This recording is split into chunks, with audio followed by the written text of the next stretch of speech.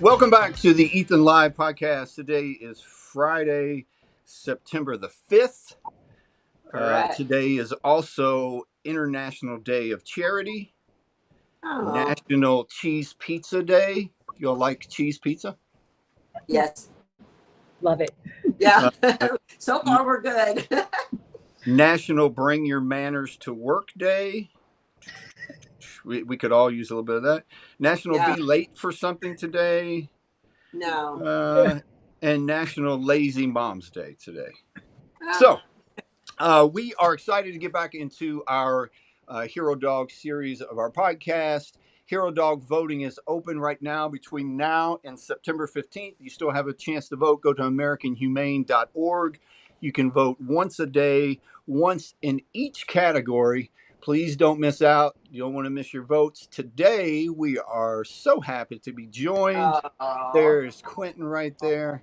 We're so happy to be joined by Hero Dog Hero Dog semifinalist Quentin and his person, Dr. Stephanie Canada. We're also joined by Marina there. I believe you work at the hospital. Is that? I do. I work with Dr. Canada. I'm a Very nice. recreational therapist, and I get the pleasure to integrate Quentin into some of our treatment sessions with patients, as well as introduce him to staff and visitors that come to the hospital alongside Dr. Canada. Very, very, very cool. Great. We are so happy that you guys could take the time out to join us. Before we jump right into Quentin and all of the amazing things that he does, Dr. Canada, tell us a little bit about your background, if you don't mind, and how you got to where you're at now before Quentin came along. Yeah, so I am a clinical psychologist by training, and I work in rehabilitation, and we work with a lot of acute rehab, but a lot of people who have sustained a lot of injury to the spinal cord or have some kind of disorder or illness. We obviously work with other people who have other kinds of diagnoses that affect mobility and function. So, and it's a pretty large medical setting, inpatient setting. We do a lot of outpatient work as well. But I've been working in this rehabilitation setting probably going on about 14 years. I've worked in other areas, but the last 14 years have been largely focused in this area. And, I call rehabilitation kind of team medicine. It's a team sport. And you really integrate a lot of specialties. It's very collaborative kind of medicine, and really forces you to kind of sometimes think outside the box and do a lot of non-traditional kind of approaches to how you care for and help people recover. And so in my work, I'm working with individuals, I'm working with families, I'm working with lots of different systems, I'm co-treating, hence working with rec therapy. Her reach is far. I feel that the work that she does, oftentimes it's not just an extension of what we do, but sometimes I think patients really benefit more by the kinds of work that she does and getting them out in the community and really focusing a lot on kind of I think that the kind of therapy, but it's very, I think, kind of socially based because you're often doing it in a community with other people. So it's the kind of connection. And so for me, in the work that I do, it's really important to see how, as a system, as a team, we can come together and bring kind of the best and help people identify what's going to get them to the next step. People are in some pretty difficult medical situations, difficult life circumstances, a lot of uncertainty. And so you really want your interventions to be as comprehensive and broad. And sometimes just the human to human, while I think it is important, I also feel sometimes we have to expand what our idea of recovery looks like and what it involves. And part of my clinical training, I did a lot of work in other rehab hospitals, and one of the first rehab hospitals I did training in was the Rehab Institute of Chicago, and it's a nationally renowned acute rehabilitation hospital. And that was the first time I actually really saw, and that was like over 25 years ago. It was the first time I saw dogs really being brought into the clinical setting. I mean, they were staff, and I was like, wow, that's pretty amazing. I knew the impact of dogs, but really seeing them in action, being here, fast forward, they did not have rehab dogs or any kind of canine assisted therapy. So, that was kind of the genesis of, even how I even thought about having a dog in this. Incorporating. As I'm a former educator, and I just love hearing you talk about the need for a team approach. Yes. That team approach is so necessary in healing or any type of intervention, because every situation is so different, and you've got to find what works for that person. So that's right. It's a wonderful thing, and to incorporate a dog now into that is just amazing. Yeah, and so many of our patients and families, they own dogs, or they want a dog, or they've had a dog, and it has meant so much. Yeah, and we know a lot of the research around, canines and human connection, and just in terms of overall physical and emotional health and well-being, it's really important. So, yeah. Had you brought? Was Quentin the first dog that you had brought into your area of practice there? So officially, no. We had a facility dog. He was not dedicated to the rehabilitation or to the spinal cord injury service, but he was in the hospital and available. And so some years ago, I had an idea, and I was like, what if I kind of borrow him and bring him over a couple of days a week? And his owner was really supportive of that, and that's what I did. And so I kind of, informally made rounds with him, and as expected, people were immediately. Yeah. And it confirmed for me what I thought would be the case, and really for me just kind of got me to the point where I was like, let's take this another step further. He wasn't ours, so when he was gone, he was gone. Yeah.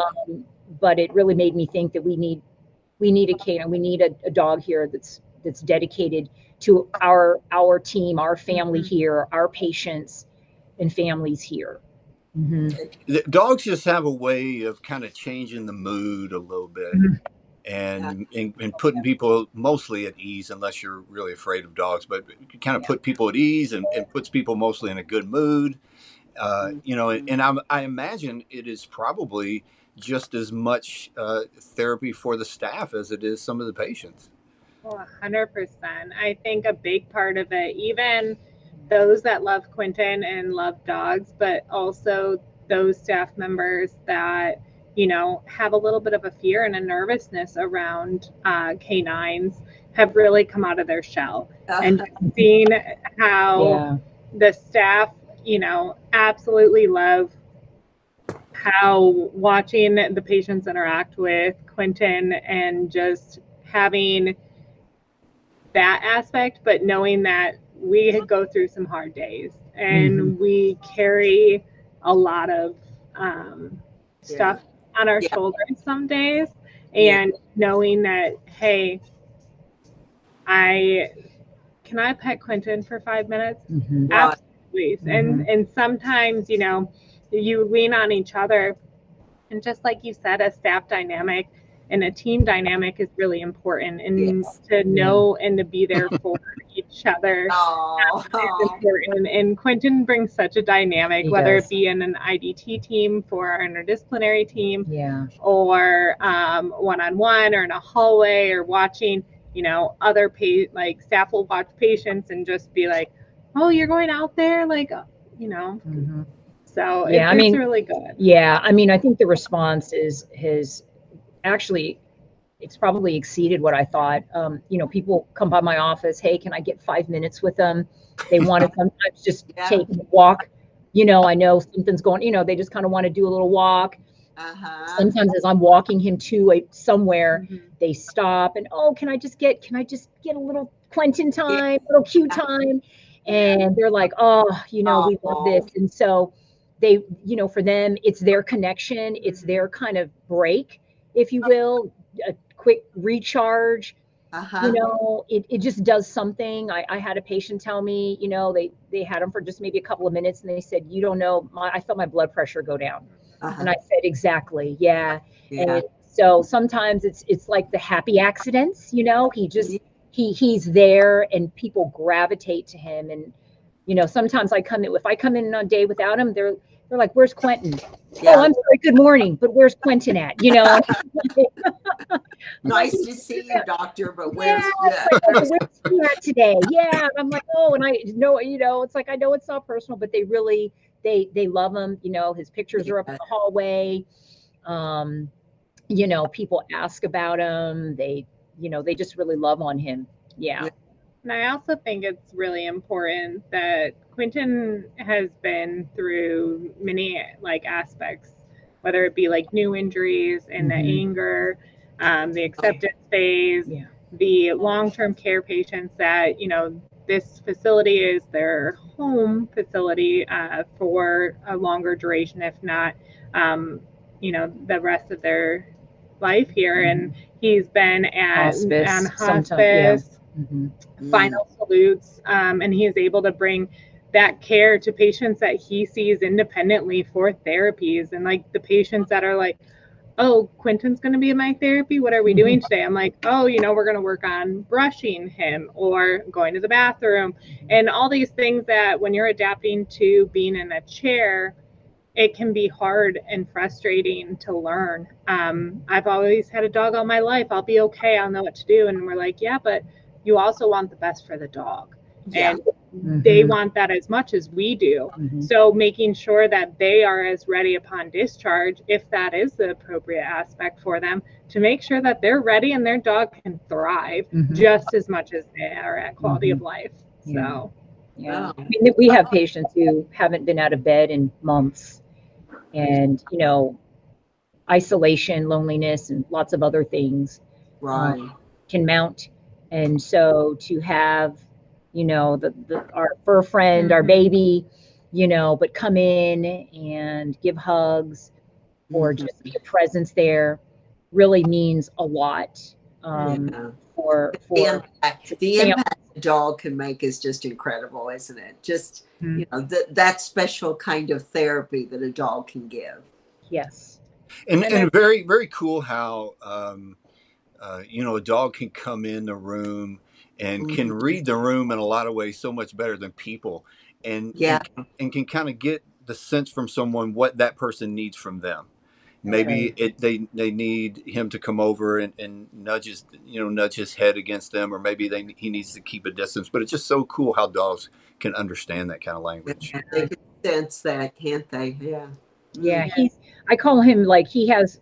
There are two positions that he kind of will immediately assume. It's like he's a leaner and a licker, and I think the leaning is kind of a grounding thing too. And you're right; there's an instinct that dogs have, and we will watch him gravitate, you know, to certain people or, you know, at certain times, and he knows just when to deliver that what I call the lick, you know, and he just does it, and you can't help but laugh, or it's made some people cry. You know, sometimes he gets there right before, you know, someone just has, you know, a tearful moment. Meltdown. Reads, like you said, he reads the room. You know, he comes in the morning, like Marina said, to some of our interdisciplinary team meetings, and he knows who to go to first, where to linger, where to keep it moving. You know, he knows it. He does.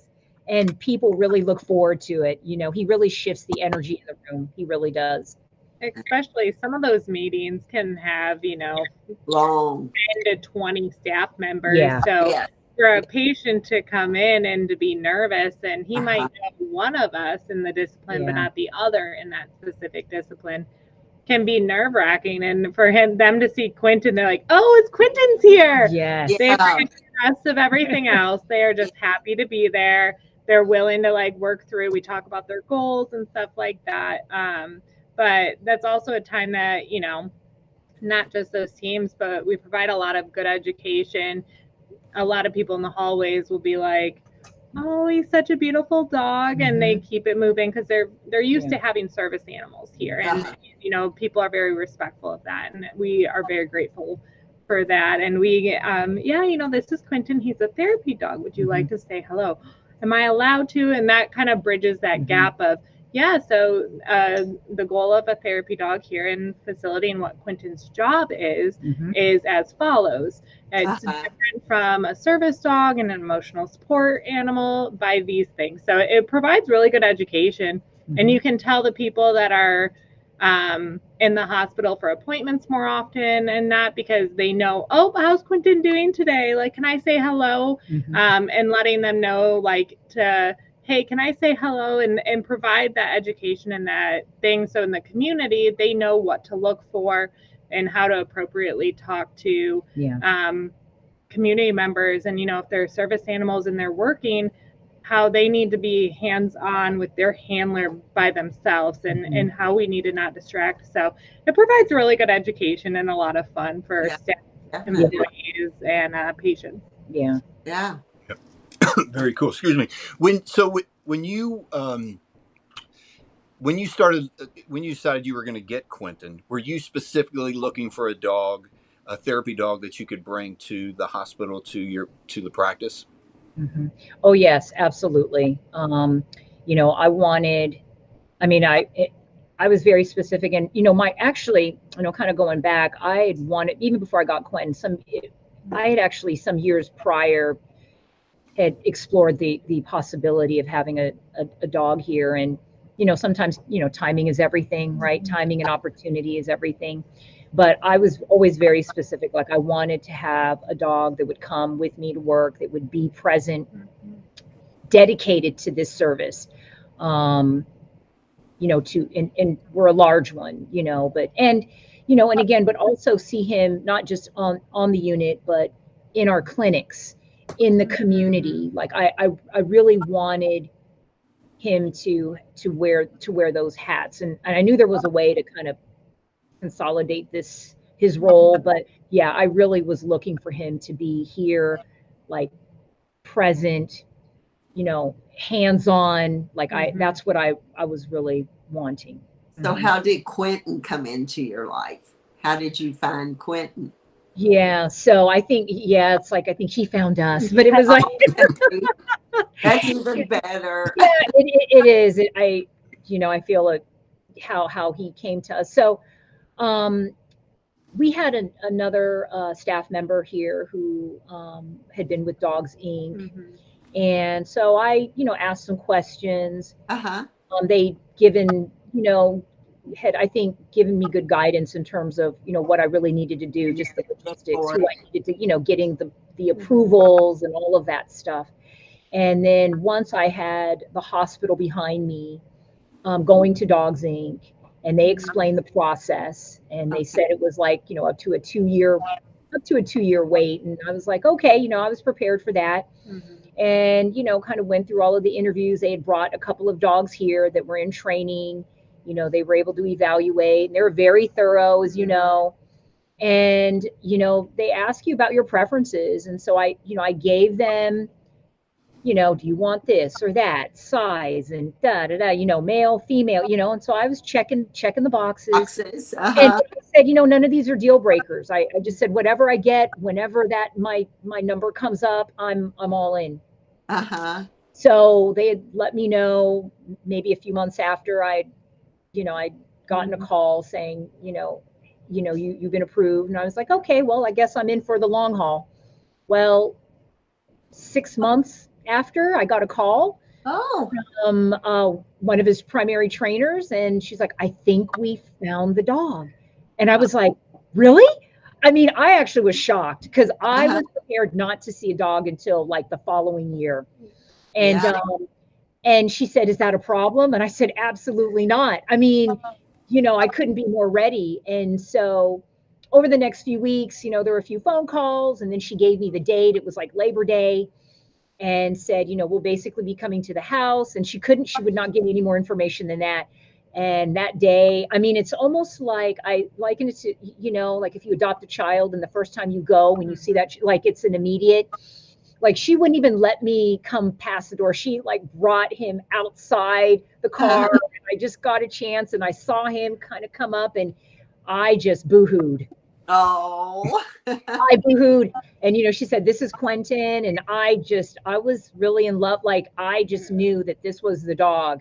And I told Marina, and it was just like, here we go. She goes, Wow. I got a call. And I'm like, what? What does that mean? I was like, you can't stop there. Like, tell me more, please. And and I really think that Dogs Inc. did a phenomenal job. They are truly pairing and understanding kind of our needs, What you need. environment. And that's something Dr. Canada and I think work really well at in communication and kind of what and how we want to grow that part of this rehabilitation program and the impact of it. And we started small and kind of executed it like we do therapy of like, this is what our goals are, and once we achieve them, this is how we want to expand it, and this is how we're going to do it. This is the units that we're going to expand to next, and this is how patients are going to be impacted, and staff and kind of things like that, and fun little ways, that we can show Quentin's personality to those that maybe don't get to see it every day. Right.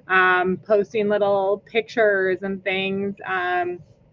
And it's really cool how his personality is truly perfect. Yeah. He is the icebreaker.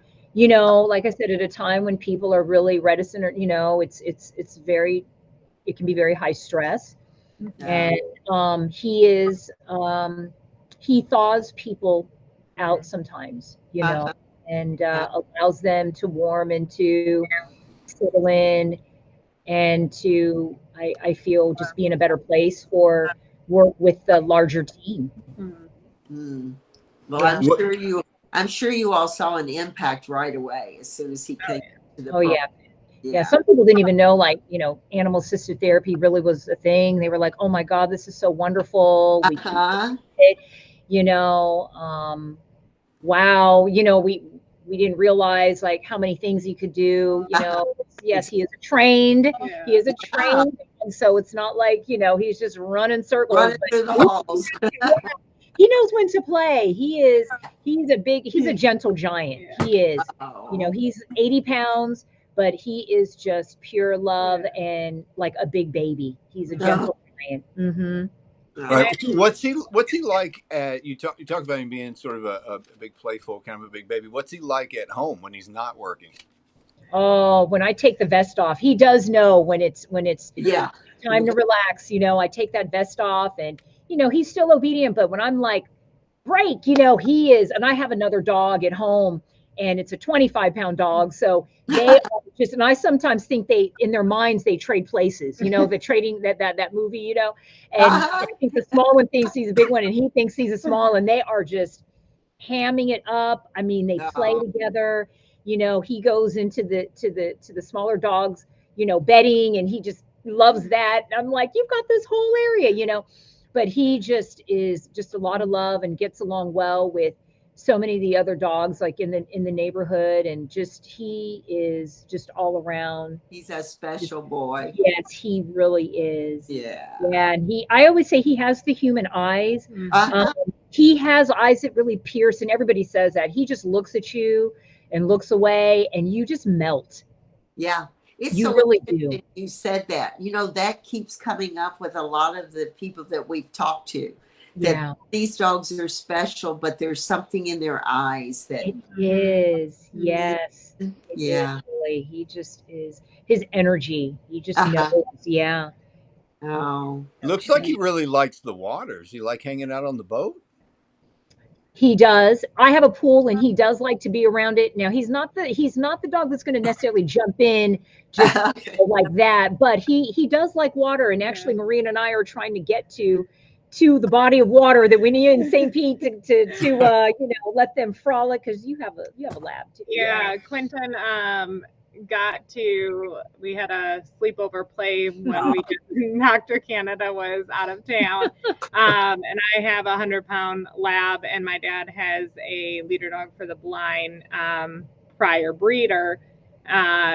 Dad's about 80 pounds, and those three together are just, they are love Three bugs, musketeers. and around the pool and the water, they're great. He never jumped in, like Dr. Canada said, but he loved being there and supervising. But we are going to try to do like a then and now situation of where he was when he was younger and getting him back to that, and kind of just seeing how he does and impacting and introducing that part as a community. He really does a lot in the community, whether it be for outings with patients or outside of work. So, too. we did wheelchair rugby tournaments, so he gets an impact, but our goal is to get him back in the water, hopefully, when it's not quite so warm. We are very cautious of the weather here in Florida. Yeah, you guys, sorry, you guys are located in Tampa, is that right? Yes, sir. Okay, you guys are down in Florida. How did you hear about the Hero Dog Awards, and what made you think, hey, this is something that would be really cool to bring some recognition to what Quentin's doing? Yeah, so honestly, it was one of his trainers, I believe, that obviously has been around Quentin, knows how he does here, and felt really inspired and strong about his ability to be a really good candidate, and I think kind of offered up that nomination. And I was told, I was blown away. I was like, oh my God. I never in a million years, I didn't even really know about the Hero Dog Awards, this specific one. So when I was told, I was like, heck yeah. I mean, he's an amazing dog. I mean, we've had him for a year. And I said, let's do it. And, and I know his trainers, when they come, they're here, for a lot of kind of follow up and just to check in, and they know the impact that he's had. I mean, we share a lot about how he does and the things that he's involved in. And I think that they were just really inspired by the work that he does, not only with me, but with Marina. And that makes him a bit unique, him being in the community and in a hospital, and thought, this really could be recognized, This pretty powerful stuff. And I agree, we agree. Yeah. Well, here, the Hero Dog Awards and American Humane, we've been apart for several years, and it's such a wonderful way to bring some really cool stories, like Quentin's story, that a lot of folks wouldn't otherwise hear about or hear, the amazing work that he's doing. And it's just another way of stepping up and saying these dogs can do some really, really amazing things. They can make a big difference in a lot of people's lives. And I probably say on every one of these, Debbie's probably tired of hearing me say it. Dr. American Humane talks about the hero on both ends of the leash. And there's a hero there that you all nominated, but you guys are doing some incredible work there and really making a big difference in a lot of people's lives. So that's a big shout out to you all too. Exactly. Thank you. And to create that team and incorporate a dog into that team is that's amazing. So. Yeah. Well, we're so happy that you guys were able to join us and tell us, Quentin's story and all the cool things that are happening. And sometimes I get caught up in listening. I want to make sure we get all these photos that I got. Was this your other dog? I put this up. No, it's not. Yeah, I think it's another Dogs Inc. Yeah, Dogs Inc. dog. Yeah. Okay. Here's on the boat again. So precious. Yes. So he is 3 years old now. Yes, he is. Yeah. How old was he when you got him, and how long was that sort of that transition training period before he was really coming on a full-time basis? Yeah, before I got him, I believe, I got him when he was about 2. Yeah, he had spent, with the puppy raisers, I think that had been maybe about probably, I don't know, close to maybe a year. He's had about 2 years of training. Yeah, 2 years of training, puppy raisers, and with Katie and another trainer. Yeah, that spent quite a bit of time with him. Yeah, so by the time I got him, he had that solid couple of years behind him. And then when he got to us, we actually, we had to be trained as well. So we were trained here in this setting and going out into the community, being trained at home, so all of it was really, really important. And, just in terms of making sure that we're confident in doing the things that we need to do to continue to keep him, I feel like, at the top of his game, and to honor the work that people have done even prior to him getting to us, because so much went into, this beautiful dog that we see, so you really want to continue that care. I say continuity of care, but you really want to continue that kind of care with him, because like I tell people, he's a working dog, it's his job to do these things, and it makes him feel good. And, and he likes, that's the work, that's what they thrive on. And so it's his job. He's got his own ID badge there at the hospital. he does. Yeah. Yes, I think that's one of everyone's favorite things. Is, oh my gosh, does he have his own badge? If he could just type and do our documentation. Oh, there you go. That would be the cherry on top, wouldn't it? Yeah. But I'm sure it's very, you guys talked about it. It's very cool to be, taking him through the hospital and have so many people, and then probably half of them probably stop and say, "Hey, Quentin," and just keep on walking right by you and don't even say. Well, you're absolutely right. I mean, there are people that I walk by and they're like, "Hi, Quentin." And I don't even know who they are. They do know him. Or, I will stop, like one person will stop and want to play with him. And then before I know it, there are literally like 15 people around him. Yes. That's happened. Yes. Yeah. Jeff can. Yeah. And you probably walk away from that and probably look down at him and go, "Where did you meet these people at? Like, how do you know these people?" Exactly. Yes. Yeah.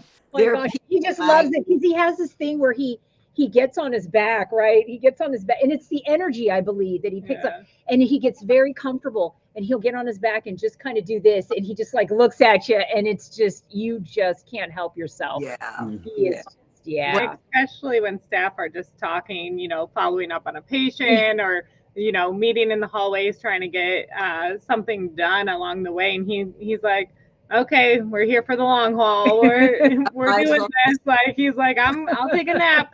Myself chill. Right. Oh, what a great story. That's very cool, and it's amazing what you all are doing with him there. It is. Yeah. And thank you guys so much for joining us and telling us this story. I want to make sure we remind folks that the Hero Dog Awards voting is open now till September the 15th. Vote once a day. But there are 5 categories. Vote once in each category, so you get 5 votes. You will find Quentin in the therapy dog category. He's there helping at the hospital. What hospital are you all at in Tampa? The Tampa VA. Tampa VA Hospital. Veterans. Very cool. Another wonderful job that you guys are doing with veterans there. Yes, definitely. So thank you for that work that you all are doing there. Thank you all so much for joining us and telling us the story. Thank you. We really appreciate it. Good luck with in moving forward, and everyone get out there and vote and check out all the stories and vote for the story that touches your heart. But Quentin has such a wonderful story and some amazing people, and he's doing great work there at the Tampa VA. So thank you. Thank you guys for joining us. Have a wonderful weekend. Have a good day. Have a good day.